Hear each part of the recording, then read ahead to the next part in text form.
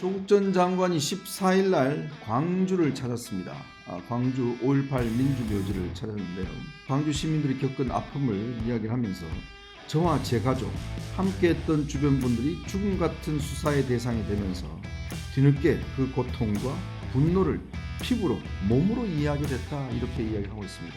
참, 그런데 무슨 고통을 겪었는지 참 저는 이해가 잘 되지 않습니다. 정말 민주화를 위해서 독재 정권과 싸우다가 숨져갔던 그 민주 영령과 잡범이라고 이야기를 하죠. 표창장 위조하고 해서 본인 현재 항소심에서 선고받은 자신과 어떻게 똑같다고 이야기를 하는 것인지.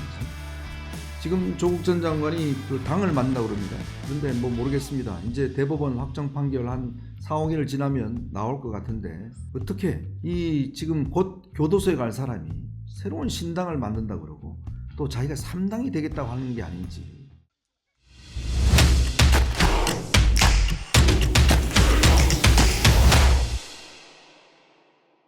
네, 이현종의 뉴스쇼 2월 15일 목요일 순서 진행하겠습니다. 지금 각 당의 공천 작업들이 진행이 많이 되고 있습니다.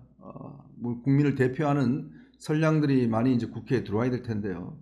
문제는 지금 범죄 혐의자들, 또 피고인들, 피의자들, 이런 사람들이 자꾸 국회에 들어오려고 하고 있는 것 같습니다.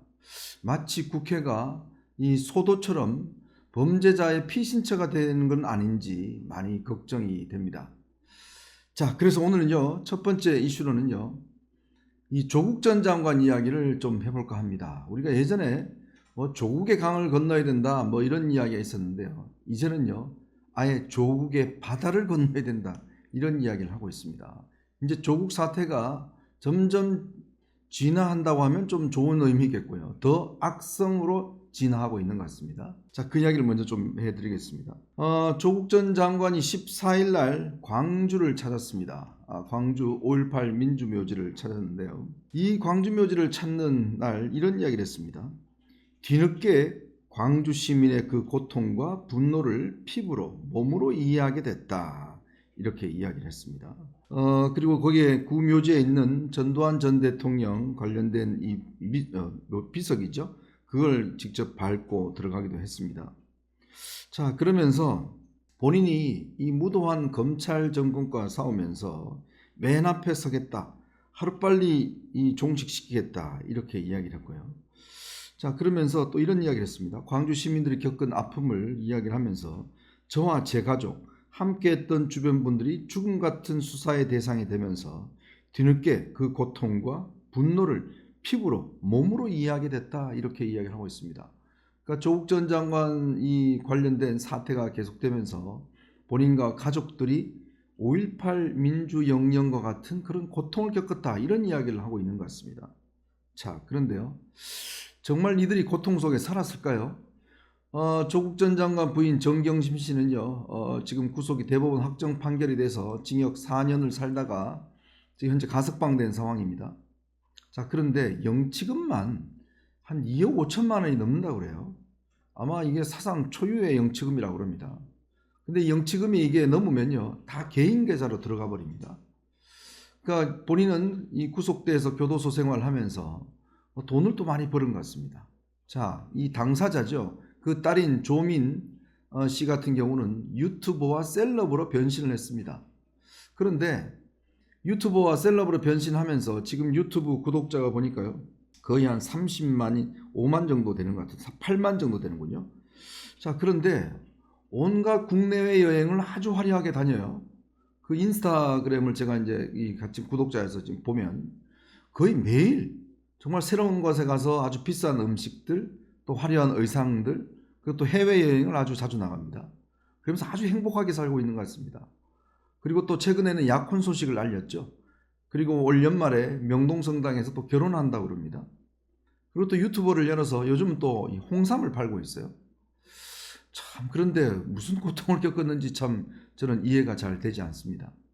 자, 그런데 정말 5.18 우리 민주 영령들이 이 표창장 위조하고, 그 다음에 인턴 증명서 위조하고, 자, 그렇게 해서 대학에 입시에 들어갔나요? 그래서 본인의 아들, 딸들을 의대에 입학시켰습니까? 정말 민주화를 위해서 독재 정권과 싸우다가 숨져갔던 그 민주 영령과 잡범이라고 이야기를 하죠. 이 표창장 위조하고 해서 본인 현재 항소심에서 2심을 선고받은 자신과 어떻게 똑같다고 이야기를 하는 것인지, 저는 이날 광주를 가면서 정말 이 광주 시민뿐만 아니라 광주 영령에 대한 모독이다 이런 생각이 드는데, 지금 조국 전 장관이 그 당을 만든다고 그럽니다. 근데 오늘은 또 이런 이야기를 했습니다. 민주당과 비례 지역구 연합이 가능하다. 그리고 제3당이 되겠다. 이렇게 아주 호언장담을 하고 있습니다. 실제로는요, 보니까 이 정당에 지금 현재 이성윤 전 서울고검장 등이 여기 또 이 조국 신당에 입당할 가능성이 있다. 이렇게 이야기하고 있습니다. 또 윤석열 대통령이 검찰총장 시절에 징계를 주도했던 심재철 전 서울 남부지검장, 또 박은정 광주지검 중요경제범죄수사조사단 부장검사, 이들도 조국 신당에 들어갈 수 있다. 또 이런 이야기를 하고 있습니다. 참 정말 기가 막히는 상황인 것 같습니다. 얼마나 들어갈지 좀 더 지켜봐야 될 것 같은데요. 자, 오늘 동아일보의 김순덕 논설위원이 아까 제가 말씀드렸던 조국의 바다에 빠질 지경이다 이런 칼럼을 썼는데요. 바로 이 조국 사태가 낳았던 세 가지의 바다, 이 세 가지를 지적을 했습니다. 자, 우선 조국 전 장관은 윤석열 정부 탄생의 1등 공신입니다. 여론조사를 통해서도요. 2021년도에 RN서치라는 여론조사 기관이 당시에 이 여론조사를 한 걸 보면 윤석열 정부의 가장 1등 공신이 누구냐 이렇게 질문을 했습니다. 그 첫 번째로는 바로 문재인 정권의 국정평가, 부동산 정책 이걸 1등으로 꼽았습니다. 두 번째가 바로 이 조국 장관 임명을 꼽았습니다. 결국 이 조국 전 장관을 임명하지 않았다면 아마 윤석열 정부는 없었을 것이다. 그리고 또 조국 전 장관이 지금쯤 대통령이 되어 있지 않을까라는 그런 또 상상을 해봅니다. 조국 전 장관은 본인도 이야기했지만 사회주의자입니다. 그리고 본인은 사회주의 이 나라의 형법을 연구했습니다. 그런데 참 희한하죠. 중국과 러시아의 사회주의 나라의 형법이 대한민국 형법, 자유민주주의 나라의 형법하고 같습니까? 그런 사람이 서울대 로스쿨 교수를 했습니다. 이것 또한 참 기가 막힌 일이라는 생각이 듭니다. 자, 우선 조국 사태가 우리 사회에 나왔던 세 가지 이 현상은 뭐냐? 첫 번째는 이른바 진보의 몰락을 가져왔습니다. 강남 좌파를 자처했던 조국 전 장관, 바로 이 그동안 진보의 민낯을 낱낱이 결국 국민들 앞에 드러냈습니다. 결국 그 당시에 문재인 전 대통령 지지율이 40% 정도 유지를 했는데요. 이 조국 전 장관 사태가 터지면서 지지율이 30%대로 급락을 했습니다. 결국 그동안 86 운동권 그룹들이 정말 도덕적이다라고 했던 게 이렇게 위선적일 수 있는가라는 것들을 아주 국민들 앞에 낱낱이 보여줬습니다. 특히 평등과 공정, 정의와 개혁 이런 이미지가 결국 자기 아들, 자기 딸 외고 보내고 또 이 부산대 의전원 보내고 이런 사실들이 드러나면서 결국 이 위선의 민낯이 철저히 바뀌어 버렸습니다. 자, 둘째로는요. 입시 제도를 바꿔버렸습니다. 이 조국 사태로 인해서 그동안 자기소개서라든지 이런 것들이 그동안 입시에 많이 이용됐고 스펙 쌓기 뭐 이런 게 많이 있었지 않습니까? 근데 이것 때문에 결국 정시가 확대되고요. 또 자기소개서 뭐 이런 것들이 전부 다 폐지가 됐습니다. 그래서 이 사교육비가 아주 급증을 했습니다. 2019년도에 21조 원이었던 사교육비가요. 2022년도에 무려 26조 원으로 상승을 했다고 합니다. 자, 조국 전 장관 이 조민 그다음 아들 문제 때문에 결국 이 교육 제도가 바뀌면서 사교육이 결국 창고라는 사교육 부담이 엄청나게 늘어나는 그 또 이 사태를 맞게 된 겁니다. 자, 그리고 세 번째로는요. 이 조국 사태 여파로 우리 사회 이념 갈등이 정말 첨예하게 전개됐습니다. 우리나라 한국사회갈등해소센터하고 한국리서치가요. 2019년 한국인의 공공갈등 의식조사를 했는데 이 88.4%가 보수와 진보 간의 갈등이 굉장히 심각하다 이렇게 이야기를 했습니다. 그동안 뭐 지역, 세대, 그동안 우리가 지역 감정 뭐 이런 이야기를 많이 했지 않습니까? 또 세대 간의 갈등, 빈부 갈등을 이야기를 했는데 오히려 이것보다는 실제로 이제 이념 갈등이 우리 사회에 굉장히 치열하게 자리 잡고 있었다. 결국은 조국 사태가 아까 제가 말씀드렸듯이 정말 이 86 운동권의 도덕성 이걸 철저하게 일단 민낯을 보여줬고 대학 입시 제도를 급격하게 바꿔버렸습니다. 그리고 우리 사회의 이념 갈등을 굉장히 악화시킨 그런 원인이었습니다.